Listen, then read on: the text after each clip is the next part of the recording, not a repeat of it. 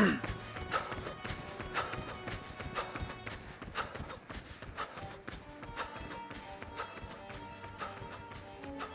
name is Elias Gedyon, and I am pursuing happiness through running.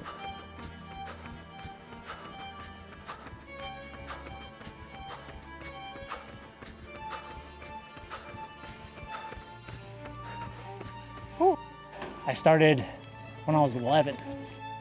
My 5th grade teacher wanted to have me compete in, school race, and so he was like, "Eli, you're selected for the group. Would you like to run?" And I was like, "Come on, man, I'm a basketball player. I'm not gonna run." And then my first race on the track, I ran with some basketball shoes, with some Jordans, and some basketball shorts that were past my knees. And all the kids there had tights, like the one-piece tights. And they looked at me like, "What is this fool doing here? Like, what?" And then, I don't know, I just ran. And I happened to beat everyone in my class and the classes above me. And he was like, "No, you're a runner, man. Forget this basketball stuff." So running has definitely stuck out because I feel like I have something and it's just unfinished. How can I put it for you? Welcome to the darkness. I don't know how old I was when I was adopted, but I was definitely young. I was probably, around my son's age, where he's 14 months now. When I was young, I figured out that I was a little different, and there were some things that kind of stood out to me that made me question those things. But when I had those moments, I would ask, and when they were kind of shifted and ignored or subjects was kind of changed, I didn't really, keep asking, because I was like, oh, these are probably just weird feelings that are just brought up within me. It's like, oh no, you're our son. I'm just creating a mess when I'm asking these questions, so I should not. And then I found out when I was 21, all my walls were broken. It was a big shock for me. It hit my heart pretty hard. If you think about it, there wasn't anything that I could run to. A person that was asking at a young age, who is or who am I and why am I different? And then when it kind of got shut down, you tend to, trust the person that's telling you these things. Your most protected or vulnerable place you would go to is your family, right? When that was broken, I didn't have anything to fall towards. Like, you don't have anyone to trust. It was really hard. I didn't know how far this anger would take me. And so I just ran away from home.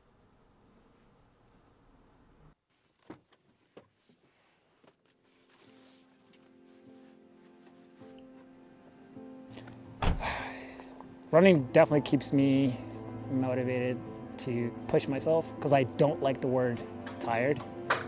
I don't like the word I can't. So I've been in places where I feel like I'm cramped up in a race, or feel like I can't pass that guy that's in front of me. And that's just like how life is, or you come to a stop where it's like, oh man, I'm really tired today. I can't be myself, or I can't do this. In running, you get that big woof to basically recover, get your muscles back in order, to switch gears to kick forward. That's how I see the challenges. It helps me to become a lot stronger so I can push through those challenges. Becoming a dad, man, that's a big question, because it was the most amazing moment. I don't know, I was definitely speechless, I can tell you that. I saw another Eli, little Eli, and I just wanted to give everything that I could. If it's running, if it's a challenge between work or whatever it is, I want to show him that these things are just temporary. You can definitely overcome these things. And he makes me smile every day. It's wild. Even when I was young, every moment that I got on the track, it was like, oh, I'm having fun. It was the greatest moment. And then when my son was born, I was able to have that spark of, oh, this is so much joy. Like it was something that I would like skip work to just go home to hang out with him kind of thing. And yeah, he brings definitely the best out of me, so that's awesome. It's hard to be placed in the anger that I was by myself and just be pointing fingers and be like, well, you did this to me. I didn't want to do that to both my adopted parents. So I try to understand from their perspective on, why they were trying to be protective, and, why didn't they tell me sooner?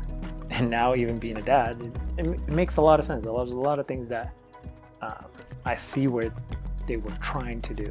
And we all make mistakes. So I think it helped me heal a lot faster.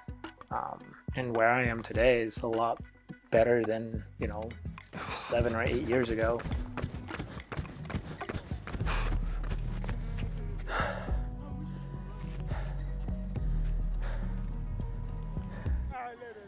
My name is Elias Gedyon. Yeah, that's all I got.